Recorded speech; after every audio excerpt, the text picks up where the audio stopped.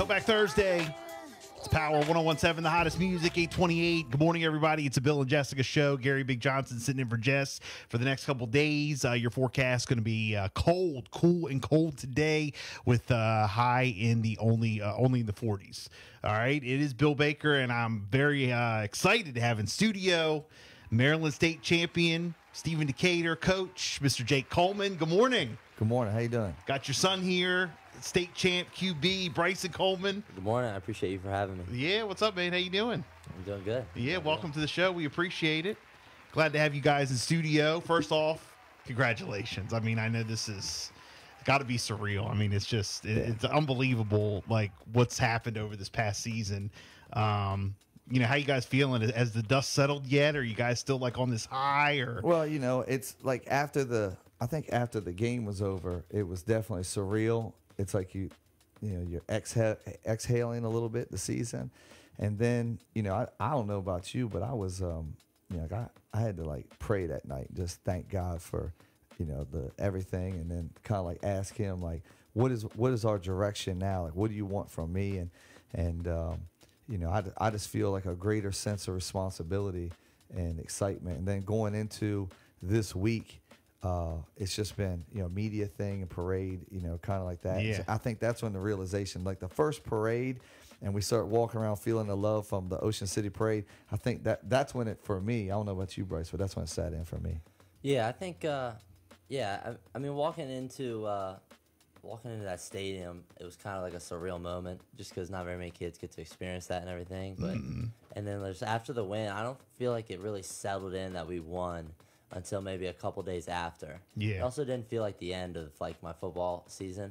So, but I'm just glad I get to play in this All-Star game and everything. So I get a couple more days. Yeah. Of football. So tell me about the All-Star. What's that all about? So it's the Eastern Shore Bowl. It's the North versus the South. We play this Sunday at 12, I think, at Queen Anne's County. Okay. Yeah. So nice. It's a lot of fun, get all the guys together from the South, get all the guys together from the North. Are you coaching? Playing it. No, I actually run the game, believe it or Okay. not. So I started this game 18 years ago. Okay. And, it's kind of crazy that I say 18 years. But, yeah, it's 18 years of hard work. And, this will be his last high school game at Queen Anne's, at noon. And DSN's covering it as well. They're going to broadcast it and everything. So it's going to be cool. Nice. So, again, we can catch it on DSN. When is it? Sunday at 12. Yeah, Okay. Sunday 12, yeah. Very good. Looking forward to checking that out. Let's kind of, go back a little bit through the season. You guys came in this year.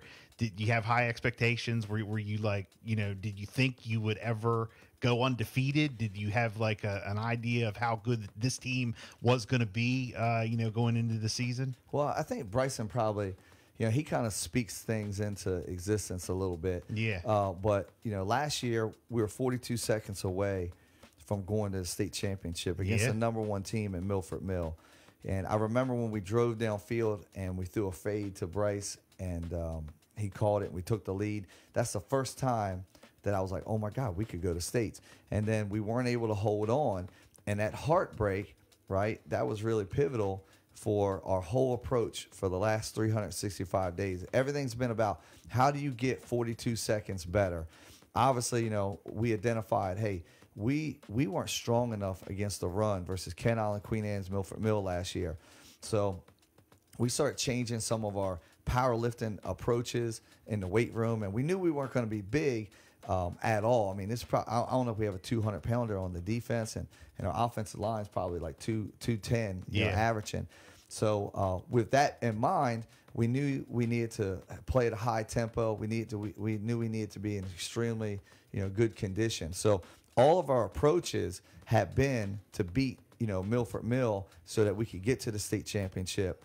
Well, that was going to be my next question. Like, did you know it was going to come down to you and Milford Mill again? Well, I mean, that was our aiming. I mean, they were the number one team last year to defend the state champ. And so, we knew if we were able to beat them, now we're, whether it was going to be in the state championship or in the playoffs, like, they were the standard. So, that was our direction. So, but I think that loss, that heartbreak actually propelled us forward and everything. And so that was my daily process approach. It's just, hey, let's get 2% better. Let's address these areas right here. Now Brycen, I think he was like he told we were at a press conference for Vanderbilt, and they asked him like, what are you looking forward to your senior year? And he's like, well, we're going to win the state championship in football, and we're going to win in basketball. And that was the first time somebody said it like that. So I was like, oh my God. So I was feeling the pressure as coach and dad when he said that. So. Yeah. Wow. So you were pretty confident. Yeah.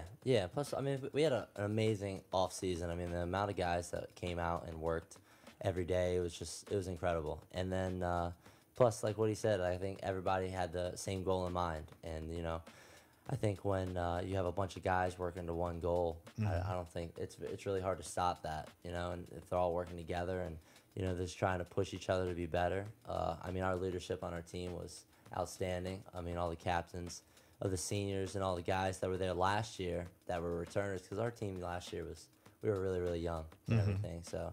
Well, your dad talked about it a little bit off the air. We talked about it, and he just mentioned it again. Like, how much time do you spend in the weight room?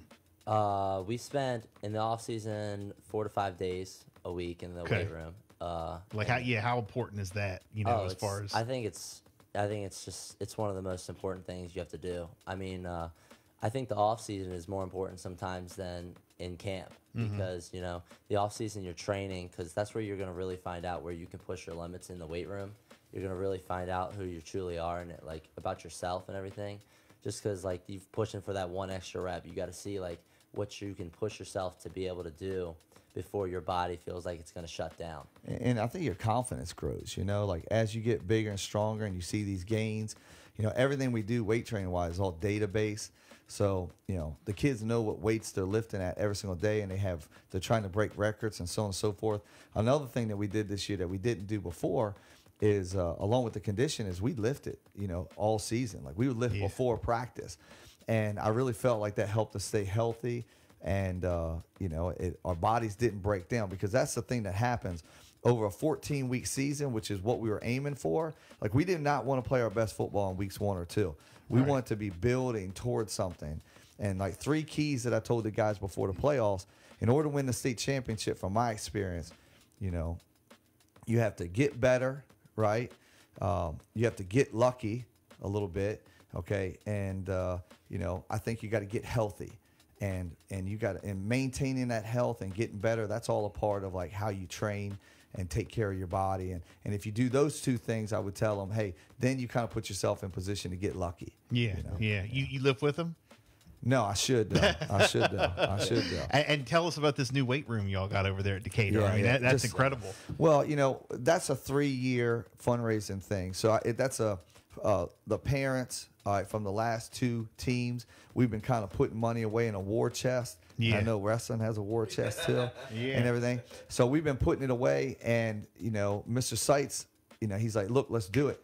And I'm like, you sure? He's like, yeah. He's like, it's your son's senior year. I know you're a little bit short, but you just keep raising the money. And of course, when he had the crazy idea of building that crazy scoreboard, and when he said it, I thought, well, Mr. Seitz either is trying to get fired or, he's lost his mind, one of the two. Right. But he knew the community, and he, so we went out and we fundraised, and there was some money left over that they helped, with us from that project as well. And of course, we were about 3/4 of the way there. And then our fundraising kind of capped it off with that weight room. But yeah, I mean, I just don't know if you can find a better weight room, on Delmarva.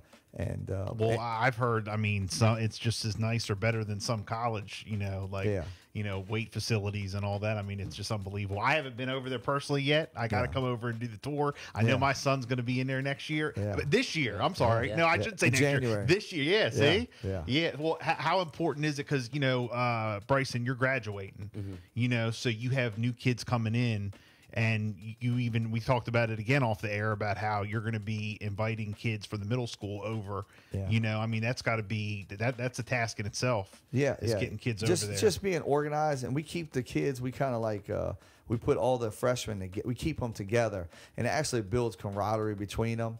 And we kind of keep them separated from the kids, our returners. Right. And then slowly but surely towards the summer we start to bring them all together. But initially, I mean, I'm gonna go visit the middle schools here in the next week, and then we'll get to work next week. We'll start testing out, get all our testing done before Christmas, and then as soon as January hits, we'll be lifting 4 to 5 days a week. Nice. Doing conditioning with the middle schoolers. with the middle schoolers and the high schoolers. Wow. And everything. So Wow. last year we averaged about 80 kids, and we had a little weight room. Well, now we got that that big weight room with 12 racks, and so we're going to be able to.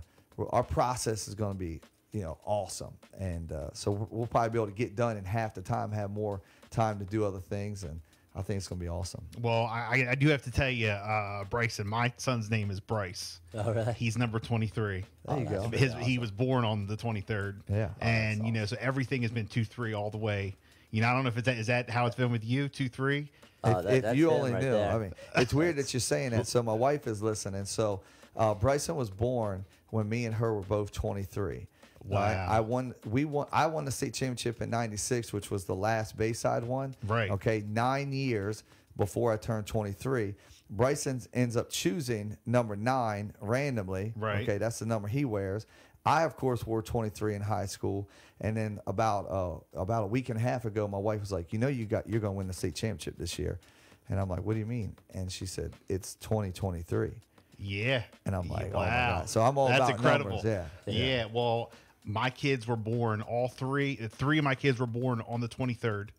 Okay. February 23rd, March 23rd, April 23rd, and our oldest daughter was born on the 24th. There you go. So everything is 23 and then 24. So that's been the whole way through. And then I'm telling you, like you and some of the guys on your team, like Tribe Wise, and like some of the kids are like celebrities to these up and comers. Yeah. I mean, when my son did the football camp with you this past summer, like you guys pulled up beside us one day and he was like, Dad, that's Brycen Coleman.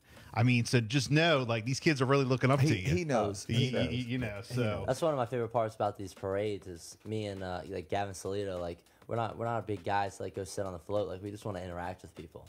And it was really cool at the Ocean City parade. Like we were just walking along the side, just talking to people on the sidewalk, giving everyone high fives, everything, thanking them for all watching because the support's crazy. And we know it's not always fun to go sit and watch our games in the cold and everything. So we like to show the same respect back that everyone has for us. Yeah, we met Monday, Bill, with the entire team, and kind of, brought them together, and we talked about what it means to be a true champion, and right now we gotta resist the urge to feed into our egos and everything, and really feel ourselves. This is the moment to But be. look, this is a time. It's all right to feed in. Well, it's all right to feel yourselves a little bit. But we have a responsibility to to be humble, to make sure at these parades and everything that we are thankful, because truly we were Delmarva's team.